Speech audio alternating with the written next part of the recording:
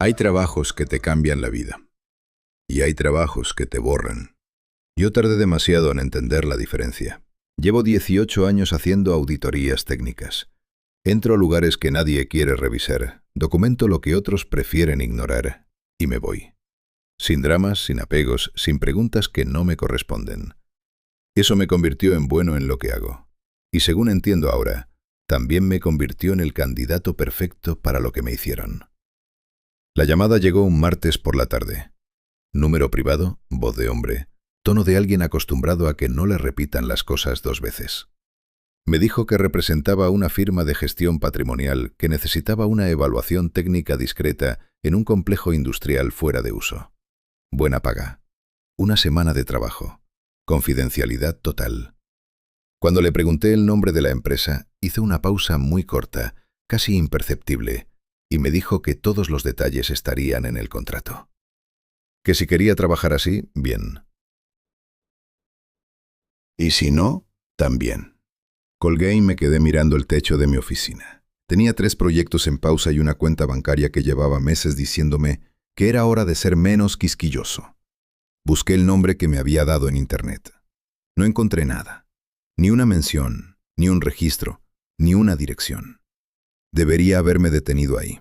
En cambio, llamé de vuelta y dije que sí. Me mandaron el contrato esa misma noche. 42 páginas. Cláusula de no divulgación permanente, restricción de dispositivos personales durante el trabajo, comunicación exclusiva a través de los canales que ellos proveerían. Todo redactado con una precisión legal que me hizo pensar que no era la primera vez que alguien firmaba esto. Lo leí 3 veces. Firmé en la última página y lo mandé de vuelta antes de que se me pasara el momento. El lugar quedaba a 2 horas de la ciudad, por una carretera que en algún punto dejaba de tener señalización. El GPS me abandonó antes de llegar, y tuve que seguir las instrucciones que me habían mandado en papel. Papel de verdad, impreso, como si alguien hubiera decidido que ciertas cosas no debían quedar en ningún servidor. El complejo desde afuera parecía exactamente lo que me habían dicho. Un edificio industrial de 3 plantas, fachada de concreto gris, ventanas selladas, sin un solo letrero visible. El estacionamiento tenía 3 carros. Uno era el mío. El hombre que me esperaba en la entrada se presentó solamente como Vargas, sin apellido, sin cargo, sin tarjeta. Mano firme, mirada que evaluaba sin que se notara demasiado, traje oscuro que no era caro, pero tampoco barato. El tipo de ropa que no llama la atención en ningún contexto. Me pidió el celular antes de cruzar la primera puerta. Protocolo de seguridad, me dijo. Estándar en instalaciones de este tipo. Le entregué el teléfono y me dio a cambio un formulario con el inventario de mis pertenencias y un número de casillero. Todo muy ordenado, muy formal, muy diseñado para parecer rutinario. Seguí a Vargas por un pasillo de concreto sin pintar hasta un elevador que no tenía botones visibles desde adentro. Solo un panel con lector de tarjeta del lado de él. Las puertas se cerraron y el elevador empezó a bajar. 1 piso, 2, 3. Yo miraba el panel y no había indicadores de nivel. Solo el sonido mecánico del descenso y el olor a aire filtrado. Ese olor particular que tienen los espacios donde el aire nunca entra de afuera. Vargas miraba al frente. Yo miraba a Vargas.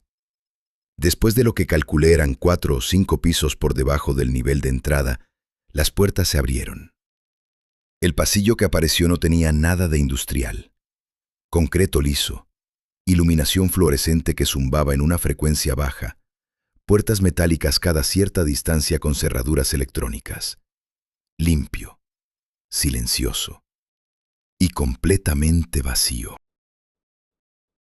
Vargas me entregó un folder con formularios de evaluación y me explicó el trabajo con la misma naturalidad con que alguien explica cómo usar la cafetera de una oficina nueva.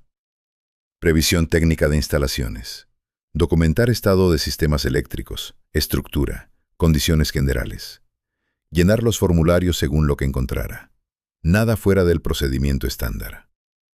Lo escuché, asentí, y mientras él hablaba, yo miraba las puertas del pasillo y pensaba en algo que no encajaba desde el principio y que en ese momento tomó forma exacta. Un complejo industrial abandonado no necesita cerraduras electrónicas con acceso por tarjeta. Los almacenes vacíos no necesitan control de acceso individual por sala. Y los edificios que llevan años sin uso no huelen a limpio. Amigos, si esta historia los está enganchando tanto como a mí me enganchó vivirla, suscríbanse y dejen su like. De verdad ayuda muchísimo a que más gente pueda escucharla. Esa noche me asignaron un cuarto dentro de las instalaciones. Eficiencia logística, dijo Vargas. Más cómodo que manejar 2 horas de ida y vuelta cada día. Tenía una cama, un baño, una mesa. Sin ventana. El teléfono fijo de la habitación conectaba solo con una operadora interna, que respondía con voz grabada. Le pedí que me comunicara con una línea externa. Me dijo que ese servicio no estaba disponible en ese sector. Apagué la luz y me quedé en silencio escuchando el zumbido del sistema de ventilación. Pensé en el contrato que firmé, en las 42 páginas que leí 3 veces y que en ningún momento mencionaban que me quedaría dentro. Pensé en Vargas y en cómo sus respuestas siempre eran correctas, pero nunca respondían exactamente lo que yo preguntaba. Y pensé en algo que me enseñó un cliente hace muchos años, un hombre que había perdido su empresa por confiar demasiado rápido. Me dijo que los fraudes bien armados no parecen fraudes, parecen oportunidades. Cerré los ojos. Mañana empezaba la revisión real. Y algo en mí, esa parte que después de 18 años aprende a leer los espacios antes de leer los documentos, me decía que lo que iba a encontrar en esas salas no iba a parecerse en nada a lo que me habían contratado para ver. La primera sala que abrí esa mañana tenía el piso tan limpio que podía ver mi reflejo en él. Y eso, más que cualquier otra cosa, fue lo que me heló por dentro. No era el tipo de limpieza que deja el tiempo. Era la limpieza que deja a alguien que sabe exactamente qué quiere borrar. 18 años visitando instalaciones abandonadas me enseñaron cómo huelen los lugares que llevan años sin gente. Huelen a humedad, a polvo acumulado, a ese aire quieto que se vuelve casi sólido con el tiempo. Este lugar no olía así. Olía a desinfectante fresco con algo debajo. Algo que el desinfectante intentaba tapar y no terminaba de lograrlo. Algo orgánico, denso, que se te pegaba en la garganta si respirabas demasiado profundo. Abrí el folder con los formularios y empecé a documentar. Sistema eléctrico, estado de muros, condición general de la estructura. Eso era lo que me habían pedido. Pero mis ojos iban solos a otras cosas. Las marcas en el piso donde había habido muebles pesados, recientemente removidos porque la diferencia de color era todavía visible. Los puntos de anclaje en las paredes, 4 por sala, a la misma altura, con los tornillos aún brillantes. Las cámaras en las esquinas superiores, sin cables colgando, perfectamente integradas a la estructura como si siempre hubieran estado ahí. Escribí en el formulario lo que me pidieron. Sistema eléctrico en buen estado, superior a las especificaciones indicadas en el contrato. Y en mis notas personales, las que nadie me había pedido pero que yo siempre llevo, escribí otra cosa. Puntos de anclaje recientes, cámaras activas, remoción de equipos no documentada en el contrato. La segunda sala era idéntica a la primera, la tercera también. Para la quinta ya tenía un patrón claro, y los patrones en mi trabajo son o muy buenas noticias o muy malas. Esto era lo segundo. Vargas apareció al mediodía en el pasillo con 2 vasos de café en la mano. Me entregó uno sin preguntar si quería. El café estaba bueno, lo cual por alguna razón me pareció todavía más inquietante que todo lo demás. ¿Todo en orden?, le preguntó. Dentro de los parámetros normales, le dije. Sonrió. Esa sonrisa suya que empezaba y terminaba en la boca, sin llegar a ningún otro lugar de la cara. Dio un sorbo al café, miró el pasillo hacia ambos lados como quien revisa que nadie escuche, y me dijo que al día siguiente podíamos avanzar al siguiente sector si yo sentía que el trabajo avanzaba bien. Le dije que sí. Y mientras él se alejaba por el pasillo con esos pasos que no hacían ningún ruido sobre el concreto, yo miraba a su espalda y pensaba que en 18 años de trabajo Nunca había tenido un cliente que me trajera el café. Los clientes que traen el café quieren que te quedes cómodo. Y los clientes que quieren que te quedes cómodo generalmente tienen razones para necesitar que no te vayas. Esa tarde terminé el primer sector y volví al cuarto que me habían asignado. Me senté en la cama y abrí mis notas. Releí todo lo que había escrito desde que llegué. Los anclajes, las cámaras, el sistema eléctrico más moderno de lo declarado, las cerraduras electrónicas, el olor que el desinfectante no terminaba de cubrir. Por separado, cada cosa tenía una explicación razonable. Juntas, contaban una historia diferente. Y yo llevaba 18 años aprendiendo que cuando los detalles separados cuentan una historia diferente a la historia oficial es la que miente. Apagué la luz más temprano que el día anterior, pero esta vez no fue para dormir. Me quedé en oscuridad pensando en el contrato. En esas 42 páginas que firmé sin que nadie me explicara por qué necesitaban tantas páginas para describir una semana de trabajo técnico. Hay una regla que aprendí de un abogado hace años, una regla simple. Los contratos largos no protegen a las dos partes, protegen a quien los redacta. Y entre más largo el contrato, más cosas está tratando de anticipar quien lo escribió. Me pregunté qué estaban anticipando ellos. Ahí fue cuando empezó la tercera noche, y con ella algo que no había sentido en mucho tiempo. No era miedo exactamente. Era esa sensación particular de cuando entiendes que la situación en la que estás es más grande que tú, que llegaste a ella caminando por tu propio pie y que la puerta por la que entraste ya no está donde la dejaste. Cerré los ojos. Mañana llegaba mi equipo. Fernanda, Gustavo y Nicolás, 3 personas que habían trabajado conmigo en proyectos difíciles, que confiaban en mi criterio y que vinieron porque yo los llamé. Porque yo les dije que era trabajo normal. Y en ese momento, acostado en esa cama sin ventana con el zumbido de la ventilación como única compañía, entendí que lo peor que había hecho no era firmar ese contrato. Lo peor era haberlos llamado a ellos.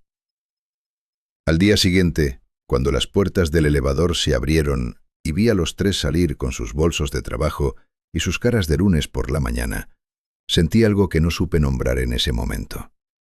Ahora sé que era culpa. Culpa pura, adelantada, del tipo que llega antes de que ocurra el daño, porque alguna parte de ti ya sabe lo que viene. Fernanda me saludó con ese tono de siempre, directo y sin rodeos. Gustavo hizo un chiste sobre el camino. Nicolás preguntó si había buena señal para el celular. Les dije que no, que aquí todo era un poco diferente, pero que el trabajo era claro. Los 3 asintieron. Me creyeron sin preguntar más. Y yo los miré entrar al pasillo detrás de Vargas, que los recibió con esa eficiencia suya de máquina bien engrasada. Y pensé en algo que no debía haber pensado, porque una vez que lo piensas, ya no puedes ignorarlo. Pensé que Vargas lo recibió demasiado bien, demasiado preparado, como si hubiera estado esperando exactamente a estas 3 personas, con sus nombres correctos y sus perfiles ya estudiados mucho antes de que yo los invitara. Esa noche encontré mi propio nombre en una lista donde no debía estar. Y entendí que nunca fui el auditor de este lugar. Fui el objetivo. Había terminado de revisar el sector asignado para el día y estaba ordenando los formularios en la mesa del cuarto cuando noté que uno de los folders tenía una hoja de más. No era un formulario de evaluación técnica. Era una hoja con el mismo membrete institucional que el contrato, pero con un formato diferente. Una tabla con códigos en la columna izquierda y descripciones cortas en la derecha. Leí la primera fila. Leí la segunda. Y en la tercera encontré algo que me hizo soltar la hoja como si quemara. Mi nombre, Rodrigo Salinas. Pero no en la columna de personal técnico ni de evaluadores externos. En una columna que decía, con esa frialdad burocrática que tienen los documentos diseñados para que nadie les preste atención, perfil de referencia conductual, integración aprobada. Me quedé de pie junto a la mesa sin moverme durante lo que debieron ser varios minutos. El zumbido de la ventilación llenaba el silencio. Levanté la hoja del suelo despacio. La releí. Mi nombre seguía ahí. Debajo, 3 códigos más, sin nombre todavía, solo marcados como pendientes de asignación. 3 códigos para 3 personas que llegaban al día siguiente con sus bolsos y sus caras de lunes y su confianza en mi criterio. Fernanda, Gustavo, Nicolás. No podía llamarlos. No había señal. El teléfono fijo solo conectaba con la operadora interna y la puerta de mi cuarto no tenía seguro por dentro. Hice lo que siempre hago cuando una situación me supera en el momento. Me senté, abrí mis notas y escribí todo lo que recordaba de esa hoja con el mayor detalle posible. No porque creyera que alguien lo leería, sino porque escribirlo me ayudaba a pensar, y en ese momento necesitaba pensar con más claridad que nunca en mi vida. La pregunta no era qué significaba ese documento. La pregunta era qué iba a hacer yo al respecto. Y ahí estaba el problema, porque las opciones que tenía eran exactamente ninguna. No podía salir, no podía comunicarme, no podía advertir a nadie. Lo único que podía hacer era seguir comportándome como si no hubiera visto nada y esperar un momento que todavía no sabía cuándo ni cómo iba a llegar. Guardé la hoja doblada dentro de la suela de mi zapato, no porque fuera a servirme de prueba ante nadie en ese lugar, sino porque necesitaba tenerla cerca para recordarme que no lo había imaginado. Esa noche no dormí. Me quedé mirando el techo de concreto, escuchando el edificio. Y los edificios, cuando los escuchas de verdad, hablan. Los sistemas de ventilación cambian de intensidad a distintas horas. Hay pasos en ciertos corredores que se repiten con demasiada regularidad para ser casuales. Hay puertas que se abren y cierran en un piso que, según los planos que me dieron, no existe. Lo escuché todo. Y fui guardando cada detalle en la misma parte de la cabeza donde guardo las cosas que todavía no entiendo, pero que sé que van a importar. Al día siguiente llegó el equipo y yo los recibí sabiendo lo que sabía. Esa es la parte que más me cuesta contar. Verlos bajar del elevador con sus caras normales y saber que yo tenía información que cambiaba todo y no podía decirles nada porque no sabía quién más estaba escuchando. Vargas nos asignó sectores a cada uno, eficiente, preciso, como siempre. Y en ningún momento dijo nada que sonara fuera de lugar. Eso era lo más desconcertante de Vargas. Nunca decía nada fuera de lugar. Busqué el momento para hablar con Fernanda a solas. Llegó a media mañana, en un pasillo lateral donde las cámaras que yo había documentado tenían un ángulo que no cubría el rincón junto a la puerta de la sala 4. Me había fijado en eso el día anterior, sin saber todavía para qué me iba a servir. Me acerqué a ella con calma, como si fuera a comentar algo del trabajo. Le pregunté en voz baja si había leído el contrato completo antes de firmar. Me miró con esa expresión suya de no entender para dónde va la pregunta. Sí, claro, me dijo. ¿Por qué? Abrí la boca. Y en ese exacto momento escuché los pasos de Vargas doblando la esquina del pasillo. No apresurados, no sospechosos, simplemente ahí, como si ese pasillo estuviera en su ruta natural. Se detuvo a 2 metros, nos miró a los dos con esa sonrisa que no llegaba a los ojos y dijo que el sector B estaba listo para que Fernanda empezara la evaluación. Ella asintió y se fue con él. Yo me quedé parado junto a la puerta de la sala 4 con la boca todavía a medias abierta y la certeza física, casi tangible, de que Vargas había aparecido en ese pasillo exactamente cuando debía aparecer. No por coincidencia, por información. Alguien le estaba diciendo dónde estábamos en cada momento, y ese alguien no era ninguno de nosotros 4. Significaba que las cámaras que yo creía que tenían un ángulo ciego no eran las únicas cámaras del pasillo. Volví al trabajo con la cabeza funcionando en 2 niveles al mismo tiempo. En la superficie, auditor técnico revisando sistemas eléctricos, llenando formularios, comportándose exactamente como lo que se supone que es. Debajo, alguien que estaba empezando a entender que en este lugar no había ningún ángulo ciego, que todo estaba diseñado para parecer que había espacios sin control, y que esos espacios falsos eran probablemente lo más vigilado de todo el edificio. La pregunta que no me abandonó el resto del día era una sola. Si me habían estado observando desde antes de que llegara, si mi nombre ya estaba en esa lista cuando firmé el contrato, si Vargas sabía exactamente cuándo iba a intentar hablar con Fernanda, entonces todo lo que creía haber decidido por mi cuenta, aceptar el trabajo, llamar al equipo, documentar en silencio, esperar el momento, todo eso, ¿cuánto de eso había sido realmente mi decisión? Gustavo desapareció 40 minutos en el sector B, y cuando regresó, ya no era exactamente el mismo hombre que se había ido. No lo noté de inmediato. Eso es lo que más me cuesta aceptar ahora. Lo vi volver por el pasillo con su cara de siempre, su paso de siempre. Y lo primero que pensé fue que se había demorado por algún problema técnico en la revisión. Me dijo que se había perdido entre los pasillos del fondo, que todos los corredores se veían iguales. Hizo un gesto con la mano quitándole importancia al asunto. Yo asentí y seguí con mi trabajo. Fue en la cena cuando empecé a ver las grietas.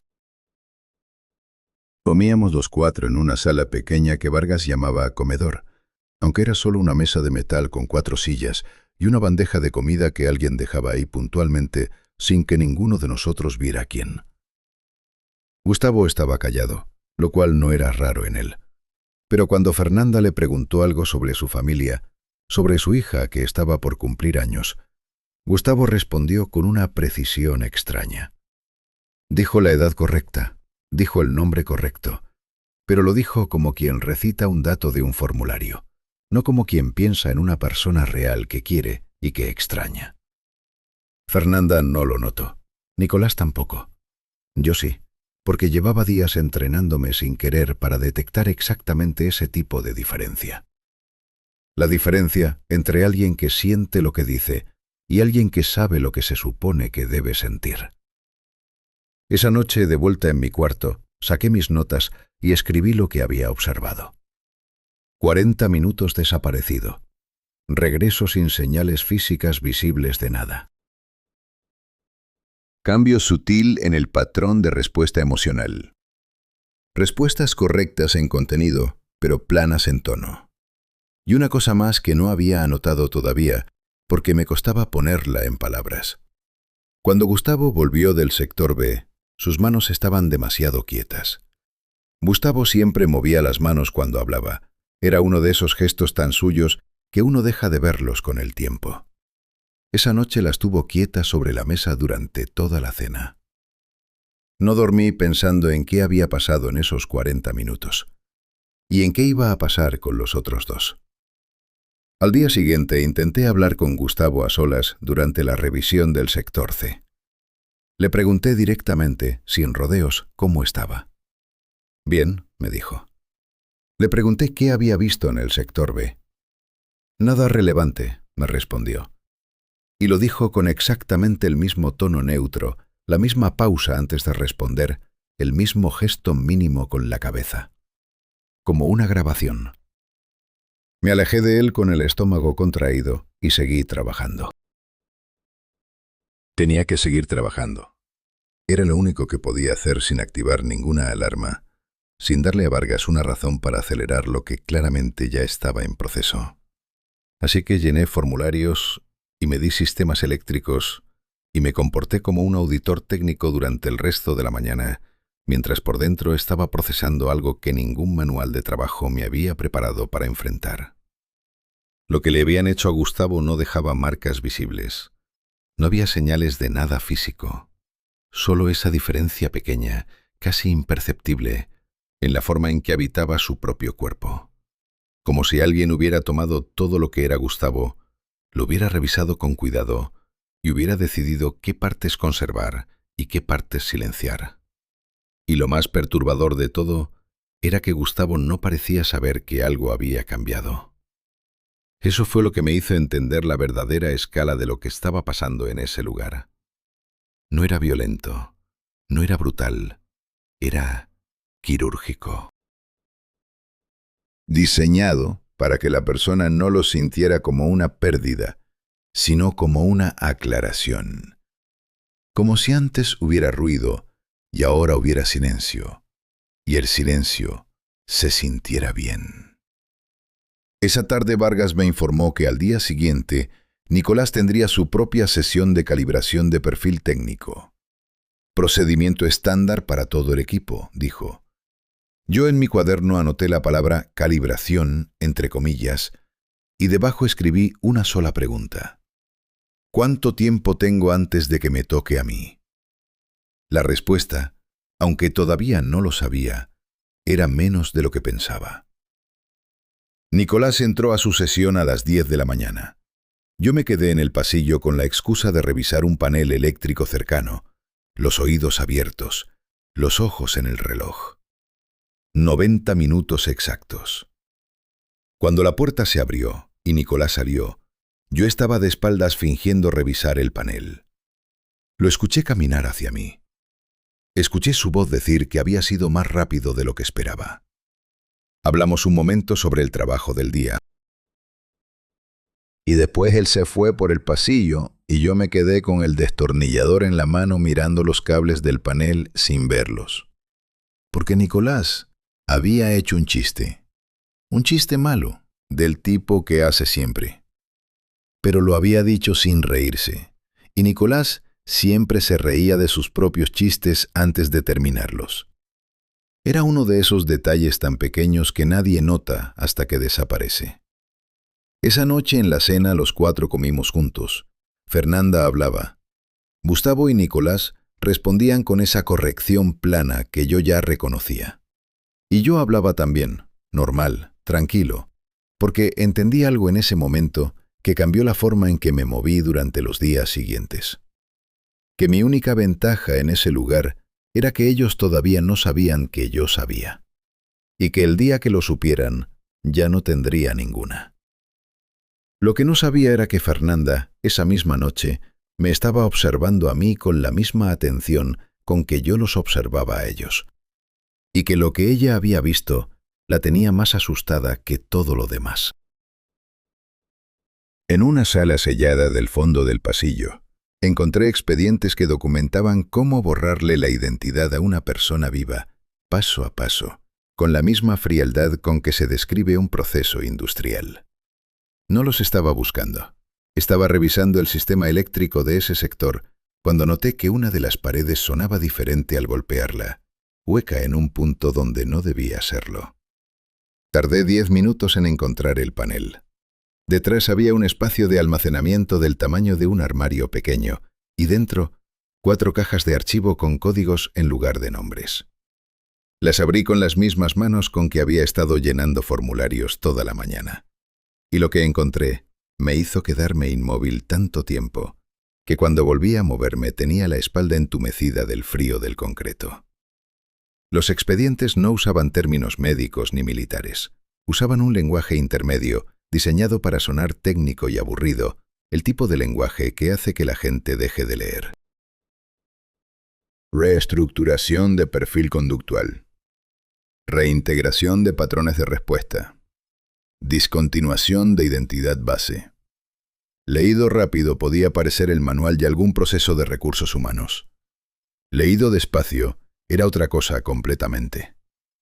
Cada expediente documentaba un proceso con etapas. Primera etapa, evaluación de resistencia inicial. Segunda etapa, exposición progresiva a frecuencias de baja intensidad combinadas con privación parcial de referencias externas.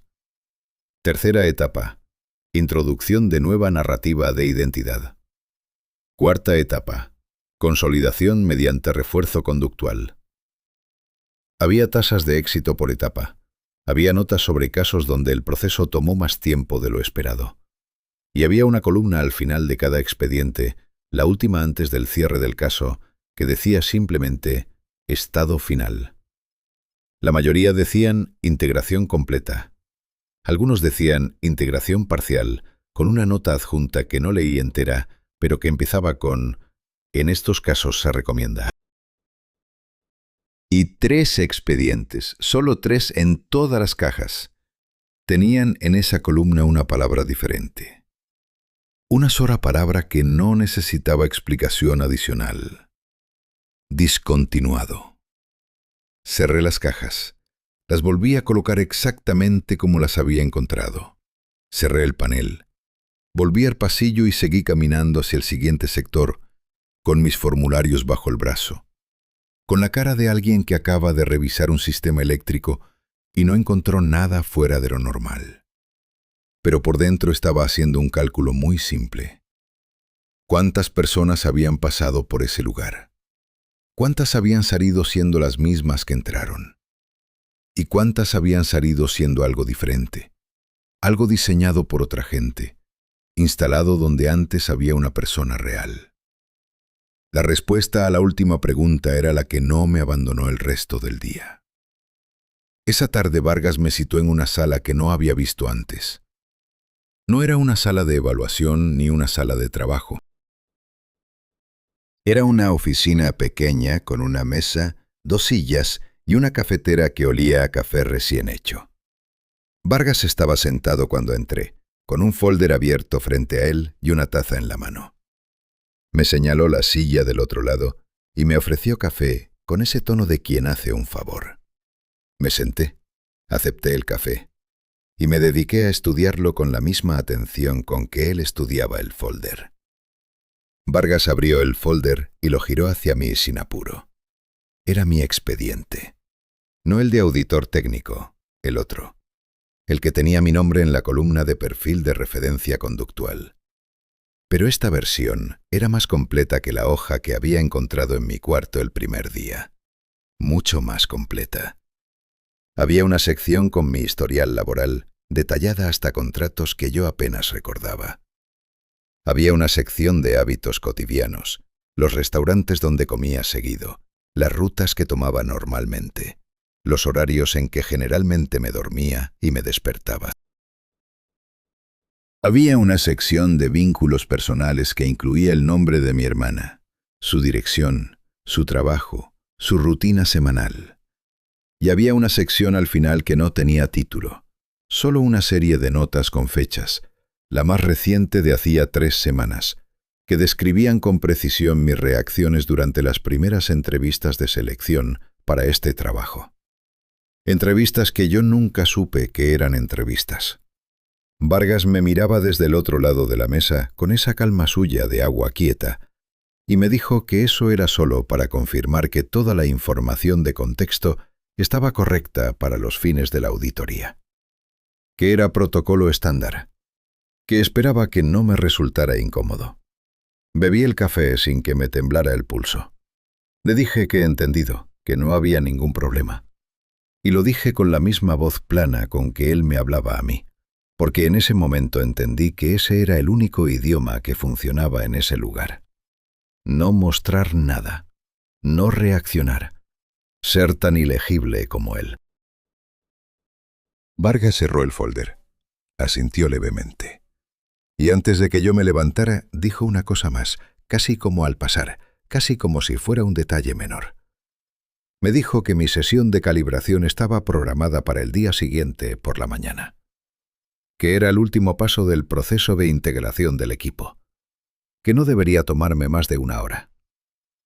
Salí de esa oficina caminando despacio por el pasillo, con el café todavía tibio en el estómago y una certeza que me pesaba en el pecho como concreto.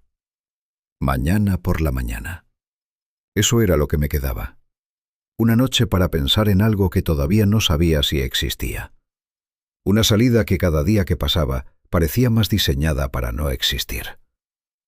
Y mientras caminaba hacia mi cuarto con esa certeza encima, recordé algo que había escrito Fernanda en una nota que me pasó doblada durante la cena, sin que nadie la viera. 4 palabras en letra pequeña y apretada. Esta noche, tu cuarto. Fernanda llegó a mi cuarto a la medianoche, y lo primero que me dijo fue que llevaba 3 días creyendo que yo ya era uno de ellos. Entró sin hacer ruido, cerró la puerta despacio y se quedó de pie junto a ella como alguien que no está seguro de querer alejarse de la salida. La luz del cuarto era esa luz amarilla y débil de siempre.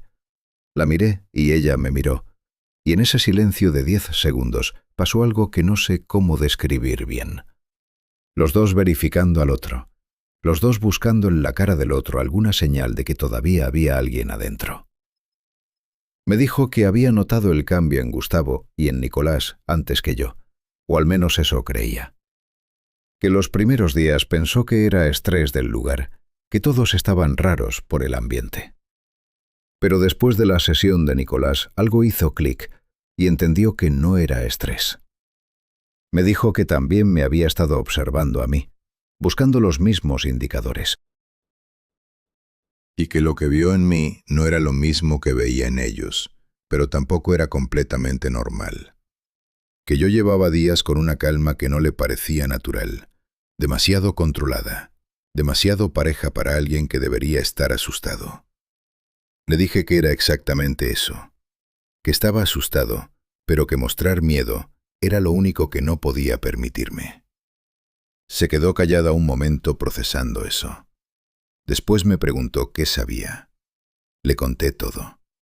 El documento con nuestros nombres, los expedientes en el panel oculto, las etapas del proceso, la columna de estado final y las 3 palabras que decía discontinuado. Se lo conté en voz baja y directa, sin suavizar nada, porque Fernanda no es el tipo de persona a quien le haces un favor suavizando las cosas. Mientras hablaba, ella escuchaba sin interrumpir, con los brazos cruzados y la espalda contra la puerta, y su cara iba cambiando de forma muy lenta, de la concentración al reconocimiento y del reconocimiento a algo más frío. Cuando terminé me preguntó cuándo era mi sesión. Le dije que mañana por la mañana. Asintió una vez, despacio, y luego dijo algo que me dejó sin respuesta por varios segundos. Me dijo que ella todavía no había tenido su sesión, que Vargas la había programado para después de la mía, y que eso le parecía importante. Le pregunté por qué. Me dijo que si yo era el que había traído al grupo, el que todos seguían, entonces tenía sentido que a mí me procesaran primero. Que una vez que yo cambiara, convencer a los demás sería más fácil porque confiarían en mi criterio. Que ella era la última porque era la más difícil, la más desconfiada por naturaleza, y que para cuando llegara su turno, el plan era que ya no tuviera a nadie en quien apoyarse. Me quedé mirándola en esa luz amarilla y pensé que en 18 años de trabajo había conocido a muy poca gente capaz de analizar una situación así, con esa claridad, teniendo el miedo encima. Fernanda siempre había sido la más inteligente del equipo. En ese momento lo fue más que nunca. Le dije que tenía que haber una salida, que ningún lugar estaba completamente cerrado, que siempre había algo que no habían previsto. Ella asintió, pero con la cara de alguien que ya había pensado en eso y no había encontrado nada todavía. Se fue antes de que amaneciera, y yo me quedé con la certeza de que si al día siguiente entraba a esa sesión y salía siendo otra cosa, Fernanda iba a estar sola frente a todo eso. Y esa idea fue lo último que pensé antes de que se me acabara la noche. A las 7 de la mañana, Vargas golpeó la puerta de mi cuarto con 3 golpes precisos, ni uno más. Café caliente y la misma sonrisa de siempre. Adapa mientras, Midel por el pasillo hacia una sala que yo había documentado en los primeros días y que en mis notas tenía marcada con una sola palabra. Centro. No porque supiera exactamente qué pasaba ahí, sino porque todos los cables, todos los sistemas, todos los ductos de ese piso convergían hacia ella. La puerta era más pesada que las otras. Lo noté cuando Vargas la abrió. El sonido que hizo al cerrarse detrás de mí fue diferente también, más definitivo, como el sonido de algo que se sella en lugar de algo que simplemente se cierra. Adentro había una silla, una mesa pequeña con un vaso de agua y en las paredes unos paneles que yo reconocía de los expedientes. Generadores de frecuencia, discretos, integrados, diseñados para no llamar la atención si no sabías lo que estabas mirando. El aire de la sala tenía un olor que no había sentido en ningún otro cuarto del complejo. limpio, casi demasiado, con algo debajo que no era exactamente un olor, sino una sensación, como presión leve en los oídos. Vargas me indicó la silla con un gesto natural. Me senté. Y en ese momento, mientras él ajustaba algo en uno de los paneles de espaldas a mí, saqué del bolsillo interior de mi chaqueta algo que había preparado la noche anterior, después de que Fernanda se fue. Algo pequeño, algo que Vargas no había visto porque no estaba entre las pertenencias que me pidió al entrar al complejo el primer día. Algo que yo mismo no sabía si iba a servirme de algo, o si era el último gesto inútil de alguien que ya no tenía más opciones. Vargas se dio vuelta. Me miró sentado en la silla, manos sobre las rodillas, cara tranquila. Asintió con satisfacción. «Empezamos», dijo, y encendió el primer panel. Lo primero que noté fue que el tiempo dejó de funcionar de forma normal. No de golpe, de a poco, como cuando el agua empieza a subir de temperatura y no te das cuenta hasta que ya está hirviendo. Vargas había encendido los paneles, y yo estaba sentado en esa silla con las manos sobre las rodillas y la cosa pequeña que había preparado la noche anterior apretada entre los dedos de la mano derecha, fuera de su vista. No era nada dramático. Era un trozo de metal afilado del tamaño de una moneda, parte de un tornillo que había encontrado suelto en el panel eléctrico del sector C 2 días antes y guardado sin saber exactamente para qué. La idea era simple. Si en algún momento sentía que me estaba perdiendo, que los bordes de quien soy empezaban a disolverse, me lo clavarían en la palma de la mano. Dolor físico concreto, inmediato, algo que no pudiera ser reinterpretado ni silenciado por ninguna frecuencia. Un ancla. Los primeros 20 minutos no pasó nada que pudiera señalar. Solo el zumbido de los paneles, levemente por encima del umbral de lo que el oído consciente registra, y una luz en la sala que fue cambiando de forma muy gradual hacia un tono ligeramente más frío. Nada brusco. Nada que justificara una reacción, solo pequeños ajustes que individualmente no significaban nada, y juntos iban construyendo algo. Empecé a notar el efecto cuando intenté recordar la cara de mi hermana, y tardé más de lo normal. No mucho más, solo un segundo de más, ese segundo donde la imagen debería aparecer sola, y en cambio hay que buscarla. Lo dejé pasar. Seguí respirando con calma. Seguí mirando al frente con la misma cara de siempre. Pero por dentro estaba apretando el metal con más fuerza. Vargas no hablaba.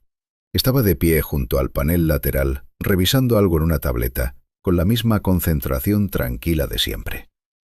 De vez en cuando me miraba. Yo le devolvía la mirada con naturalidad. El juego era simple. Él evaluaba cuánto estaba funcionando el proceso. Yo evaluaba cuánto me estaba costando disimularlo. A los 40 minutos sentí algo que no esperaba y que fue más difícil de manejar que todo lo demás. No fue confusión ni desorientación, fue una especie de calma. Una calma que no era mía, que venía de afuera, que se instalaba sobre mis propios pensamientos como una capa de algo tibio y quieto. Y lo más perturbador era que no se sentía mal, se sentía como alivio. Como cuando llevas demasiado tiempo tenso y algo te dice que ya puedes soltar. Eso fue cuando me clavé el metal en la palma. El dolor fue inmediato y nítido y completamente mío. Un punto de calor agudo que irradió hacia los dedos y me trajo de vuelta a mí mismo con una claridad que no había sentido en los últimos minutos. Apreté la mano cerrada sobre el corte y seguí mirando al frente sin cambiar la expresión. Vargas levantó la vista de la tableta y me observó durante varios segundos. No dijo nada. Volvió a mirar la tableta. Hizo un ajuste en el panel. El zumbido subió apenas un tono, y yo entendí que íbamos a estar ahí mucho tiempo. La sesión duró lo que me pareció varias horas, aunque no tenía forma de comprobarlo. Sin reloj, sin ventanas, con esa luz fría que no cambiaba, el tiempo se volvió una cosa elástica y poco confiable. Vargas me habló en distintos momentos, preguntas simples sobre el trabajo, sobre el equipo, sobre mis impresiones del complejo. Yo respondía con la versión de Rodrigo Salinas que había decidido mostrar. Cooperativo, tranquilo, sin bordes. Y cada vez que sentía que esa calma artificial empezaba a ganar terreno, apretaba la mano cerrada y el dolor me recordaba dónde estaba.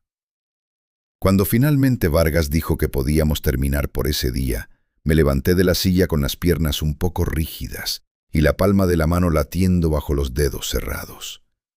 Vargas me miró con esa evaluación suya que nunca se apagaba del todo y dijo que había sido una buena sesión, que mañana continuaríamos.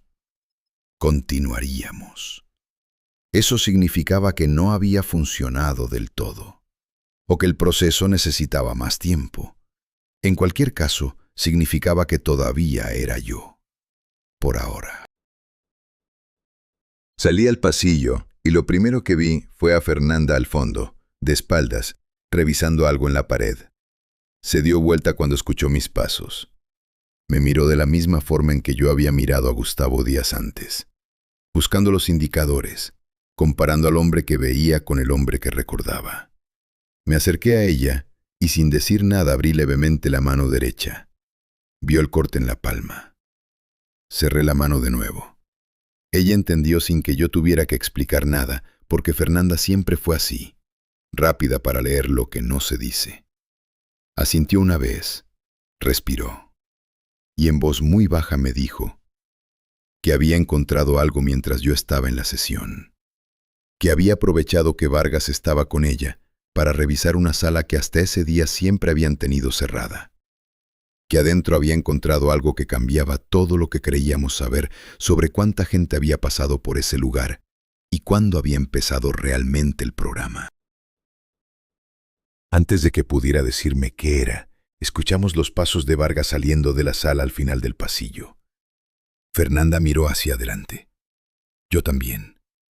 Los dos de pie en el pasillo con cara de nada, como dos personas que se cruzaron por casualidad. Vargas pasó entre nosotros sin detenerse, con esa eficiencia suya de máquina que no necesita pausas, y desapareció por la esquina. Ninguno de los dos nos movimos hasta que dejamos de escuchar sus pasos. Y entonces Fernanda me dijo lo que había encontrado, en voz tan baja que tuve que inclinarme para oírla. Y lo que me dijo hizo que el dolor de la palma dejara de importarme completamente. Lo que Fernanda había encontrado en esa sala no eran expedientes de 4 personas. Eran expedientes de 47. Me lo dijo en el pasillo con la voz tan baja que tuve que leerle los labios en algunos momentos. 47 carpetas con códigos, con etapas documentadas, con columnas de estado final, algunas con fechas de hace más de una década. El programa no había empezado con nosotros. Nosotros éramos simplemente los más recientes en una lista que llevaba años creciendo. Y lo que más la había afectado, lo que se le notaba en la forma en que apretaba la mandíbula mientras me hablaba, era que varias de esas carpetas tenían adjunta una foto de identificación. Caras normales, hombres y mujeres de distintas edades con la mirada directa de alguien que no sabe que le están tomando la última foto que va a existir de quien realmente es. Esa noche no dormí. Ninguno de los dos durmió, supongo, aunque no nos vimos hasta la mañana siguiente. Me quedé en el cuarto con la palma vendada con un pedazo de tela que había arrancado de la sábana y la cabeza trabajando a una velocidad que no me daba descanso. 47 personas, años de operaciones, una infraestructura demasiado grande y demasiado bien mantenida para ser algo improvisado o marginal. Esto no era un experimento, era un sistema, y los sistemas no tienen un solo Vargas. Tienen estructura, jerarquía, ente arriba que toma decisiones y gente abajo que las ejecuta, y niveles intermedios que no necesitan saber todo para seguir funcionando. Eso significaba que, incluso si lográbamos salir, ¿salir a dónde? ¿A quién le ibas a contar algo así? ¿Quién te iba a creer sin pruebas físicas? Y las pruebas físicas estaban en un complejo subterráneo al que nadie iba a entrar sin autorización. Me levanté antes de que Vargas golpeara la puerta y me paré frente al espejo pequeño del baño. Me miré durante un momento. Seguía siendo yo. Eso era lo único que tenía claro esa mañana. La segunda sesión empezó igual que la primera. La silla, el agua, los paneles, el zumbido. Vargas más tranquilo todavía que el día anterior, como alguien que sabe que el proceso va bien y solo necesita tiempo. Ni había preparado mejor. 2 trozos de metal esta vez, uno en cada mano, y la decisión de usar el dolor más temprano, antes de que esa calma artificial pudiera ganar terreno. Funcionó durante la primera hora. La segunda hora fue diferente. Lo que cambió no fue la intensidad de la frecuencia, sino la dirección del ataque. Vargas dejó de hacer preguntas sobre el trabajo y empezó a hacerme preguntas sobre mi historia. Cosas simples al principio. ¿Cuántos años llevaba en el trabajo? ¿Cómo había empezado? Y yo respondía con la verdad, porque la verdad era lo más seguro. No había trampa en recordar datos concretos. Pero las preguntas fueron derivando hacia algo más íntimo sin que yo notara exactamente cuándo cruzamos esa línea. Me preguntó por mi hermana. Le di su nombre. Me preguntó cómo era ella. Empecé a describir su carácter, y a mitad de la descripción me di cuenta de que estaba hablando con una fluidez y una distancia rara, como si estuviera describiendo a alguien que conocí hace mucho tiempo y que ya no forma parte de mi vida presente. Me clavé el metal. Dolor. Pausa. Vargas lo notó. No reaccionó con alarma, sino con algo peor, con interés profesional. Hizo una nota en la tableta y siguió con la siguiente pregunta. Salí de esa sesión más desgastado que el día anterior. No por el dolor de la mano, sino por el esfuerzo de mantener el límite durante más tiempo, contra algo que no empujaba de frente, sino que se filtraba por los bordes, paciente, constante, como agua buscando grietas en concreto. Fernanda me estaba esperando en el pasillo con cara de haber pasado también una mala mañana. Gustavo y Nicolás estaban al fondo trabajando con esa eficiencia silenciosa que ya me resultaba más inquietante que cualquier cosa extraña. Me di cuenta de algo que no había pensado antes. Ellos ya no hacían preguntas. En ningún momento, durante ninguna comida, en ningún pasillo, hacían preguntas. Trabajaban, respondían, cumplían, pero no preguntaban nada. Y una persona normal en un lugar como ese tiene preguntas. Siempre. Le dije eso a Fernanda en voz baja mientras caminábamos hacia el comedor. Ella ya lo había notado también. Y me dijo algo que me quedó resonando todo el resto del día. Me dijo que lo más eficiente del proceso no era borrar lo que una persona sabe, era borrar la necesidad de saber, que una vez que eso desaparecía, todo lo demás se acomodaba solo. Comimos en silencio los 4, Gustavo y Nicolás con esa calma plana que ya reconocía. Fernanda y yo con la calma estudiada de los que todavía tienen algo que ocultar. Y en un momento dado, mientras recogía la bandeja para llevarla al carrito del fondo, Gustavo me miró y me preguntó cómo iban mis sesiones. Me detuve con la bandeja en la mano. Lo miré. Sonreía, apenas, con una expresión amable y completamente vacía de la picardía con que Gustavo hacía cualquier pregunta antes de todo esto. Le dije que bien, que avanzando. Él asintió con satisfacción y volvió a su comida.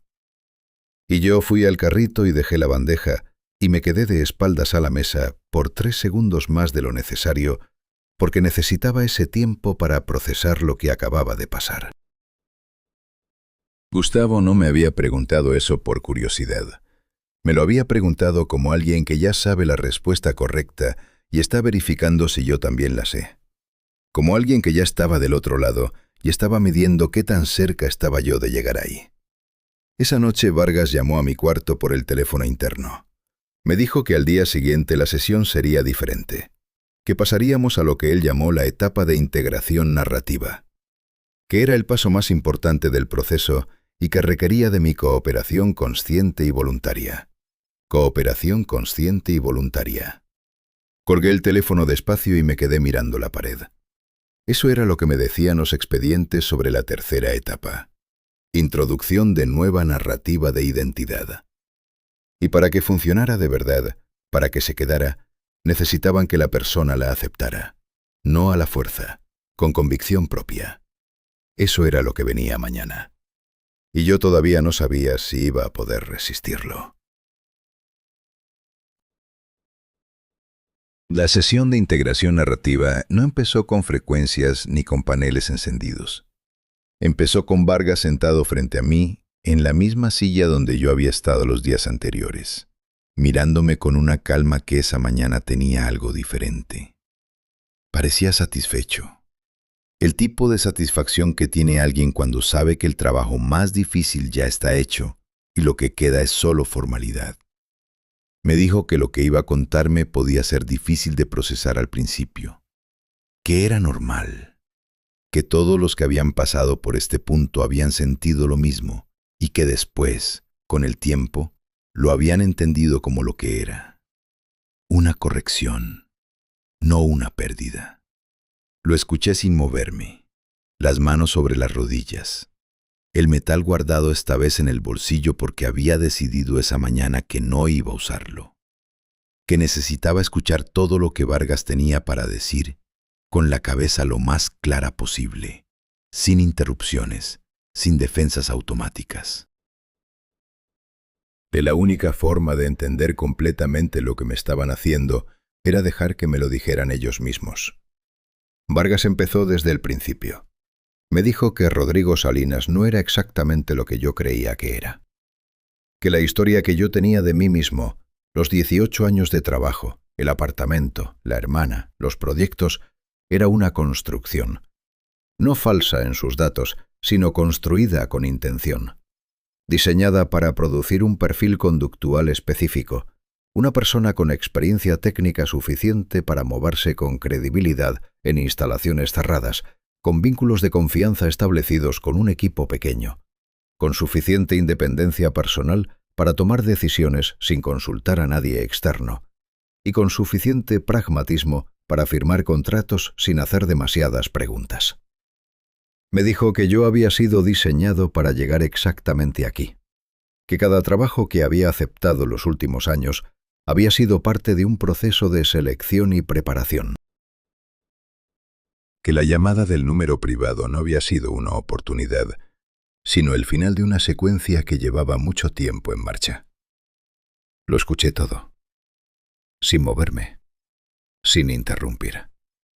Y mientras Vargas hablaba con esa voz suya de agua quieta, yo sentía dos cosas al mismo tiempo. Una parte de mí quería rechazarlo todo.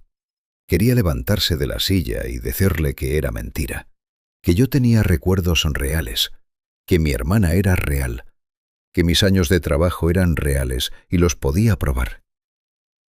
Pero había otra parte, más pequeña y más fría, que escuchaba los detalles con los que Vargas describía mi historia y reconocía en ellos algo demasiado preciso para ser inventado.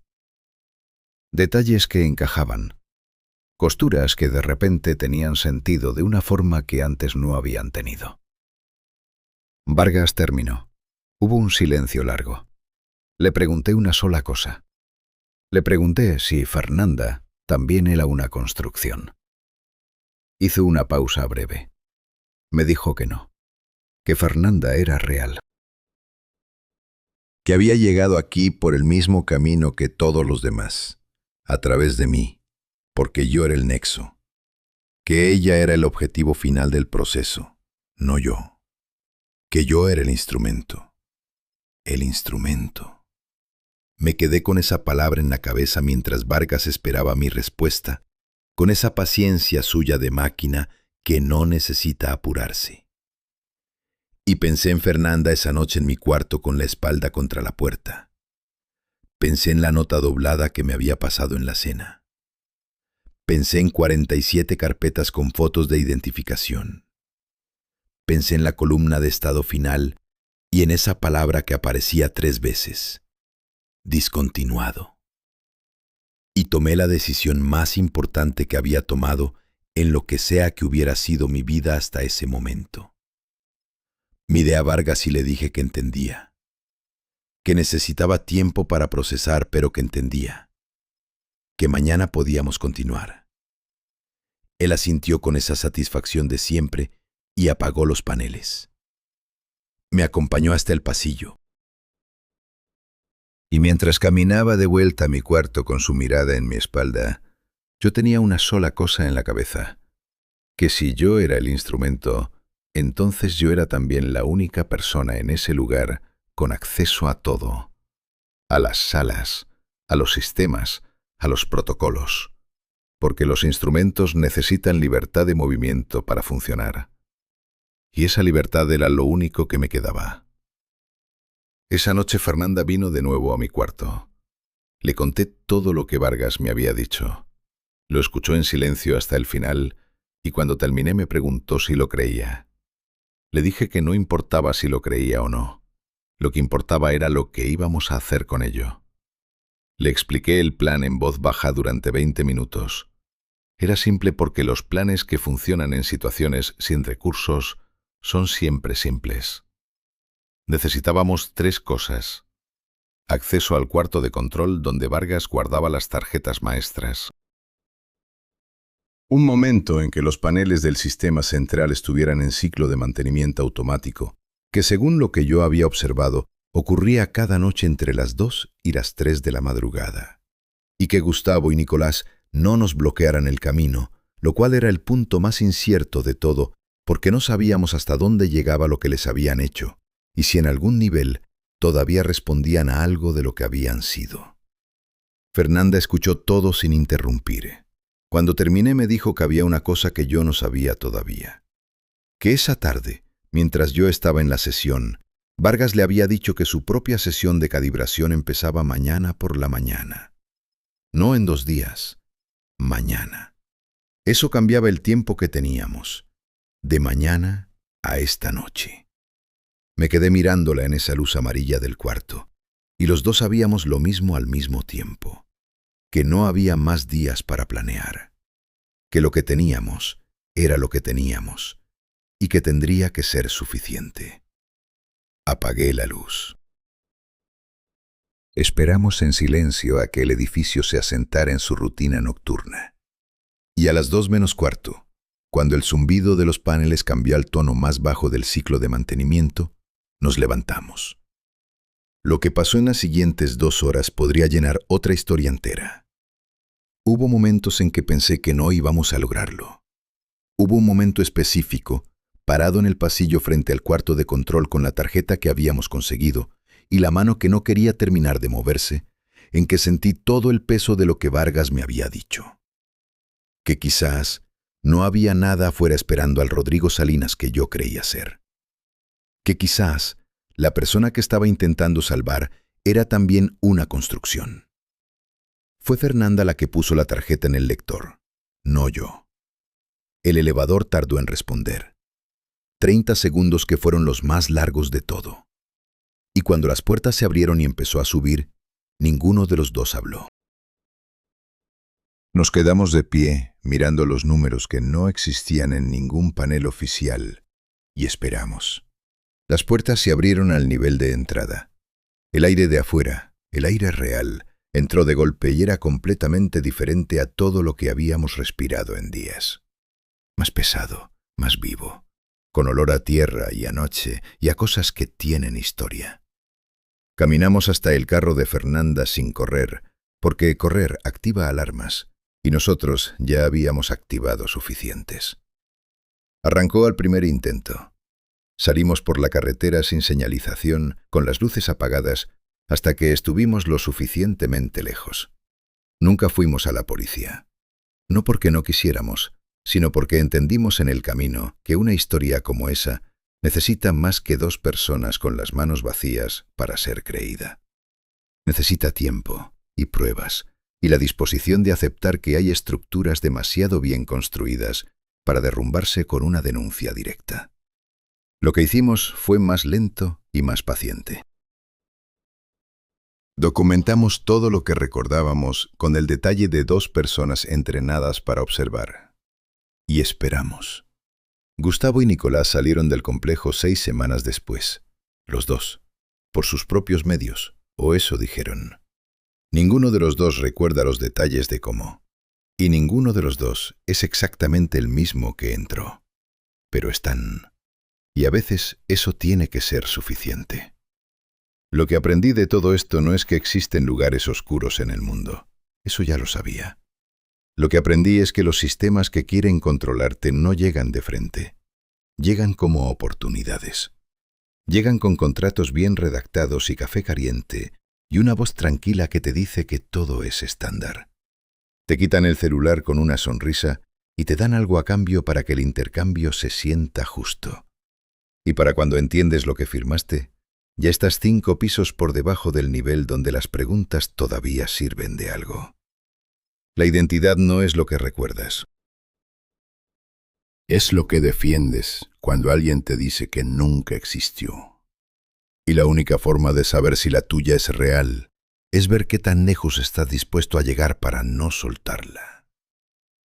Ahora te pregunto a ti, y quiero que respondas con honestidad en los comentarios.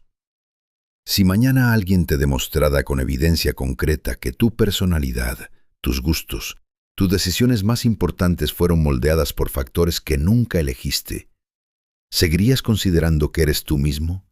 ¿O aceptarías que siempre fuiste, en alguna medida, una construcción de algo más grande que tú? Si esta historia te llegó, dale like y suscríbete al canal. Hay muchas más historias esperando y no querrás perderte ninguna.